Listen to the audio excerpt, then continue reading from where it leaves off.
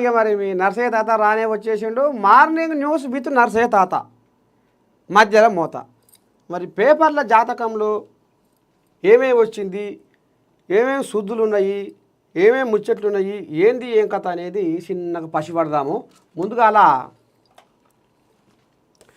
మహాపత్రిక. అవును, కవిత రౌడీయే, అందుకే ఢిల్లీకి వెళ్ళి లిక్కర్ స్కామ్ చేశారు.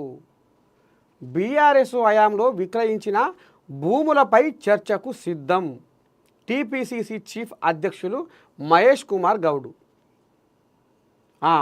ఇప్పుడు మొన్న కవితమ్మ ఏమన్నది,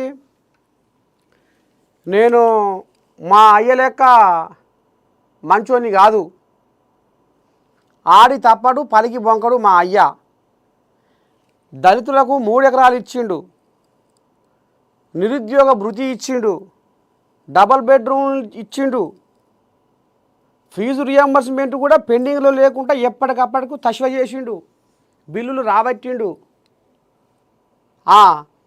ఇక మా అయ్య మోత మోగిచ్చిండు, తెలంగాణను ఉద్ధరించిండు, మా అయ్య సానా మంచోడు, మా అయ్య తెలంగాణ రాష్ట్రానికి కావలి కుక్క లెక్క ఉన్నాడు. మీరే అర్థం చేసుకోవాలి. అయితే అంత మంచిగా చేసిండు కాబట్టి మా అయ్య మంచోడు. కానీ నేనే రౌడీ టైపుని, మాయ లెక్క కాదు నేను, మాయ కేసీరావు సానా మంచోడే, మాయ లెక్క కాదు నేను రౌడీ టైపుని అని ఆమె ముద్ర చేసుకుంది. ఇక ఇప్పుడు పీసీసీ చీఫ్ మహేష్ కుమార్ గౌడ్ ఏమనుకొస్తుండయ్యా, అవును కవిత రౌడీయే, ఆమె రౌడీ అయ్యేపటికనే, ఘరానా రౌడీ అయ్యేపటికనే ఢిల్లీలో 100 కోట్ల మందు దందా బ్రహ్మాండంగా చేసింది.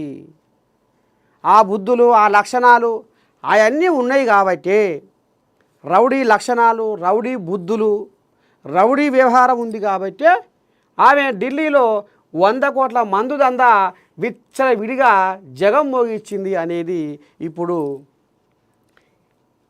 పీసీసీ పెబ్బ మహేష్ కుమార్ గౌడ్ ఆంబాయం వెళ్ళబోసుకుంటుండు. ఇగో ఇది కథ. అందుకనే కవిత రౌడీయే అని ఆయన కూడా అనుకొస్తుండు. ఇక మరి ఇదంతా కవితమ్మనే ఆమె ఇక మరి ముద్ర వేసుకుంది రౌడీ అని. ఇన్నాళ్ళ దాకా బతుకమ్మ కవితమ్మ, బతుకమ్మ కవితమ్మ, బతుకమ్మ కవిత అనేది. ఇక ఇప్పుడు రౌడీ కవితమ్మ, రౌడీ కవితమ్మ, రౌడీ కవితమ్మ అనేది ఇక ప్రచారంలోకి వస్తట్టుందిలా రేపు. ఇకపోతే ప్రభుత్వాన్ని కూల్చాలన్న ఆలోచన లేదు, ప్రజలే గద్దె దించే రోజులు దగ్గరలోనే ఉన్నాయి, ప్రజలు వాస్తవాలేమిటో గ్రహించాలి. BRS working president KTR. అంతే కదా. ఇప్పుడు నేనేమంటున్నో, మీరేమనుకుంటున్నారో, ఎవరేమనుకుంటున్నారో, మన ఈపు మన ఎన్ను మనకు కనొస్తుందా? కానరాదు.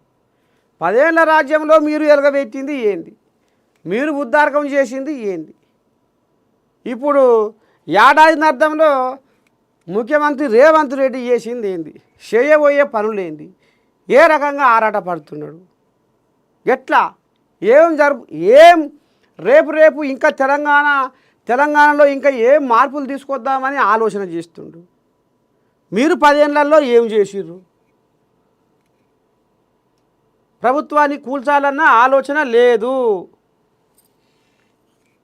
మీ ఇంట్లో నౌకర్లు పోయేసరికి ఇక నీ దండం పెట్టి ఏం చేయాలి, ఎట్లా చేయాలి, ఎట్లయితే మనకు నౌకర్లు వస్తాయి, మళ్ళీ ఏం చేయాలి అని మీరు వెనకడికి పెద్దోళ్ళు అనేది ఏమనేది, చెడపకురా చెడేవు అనేది. ఇది అక్షర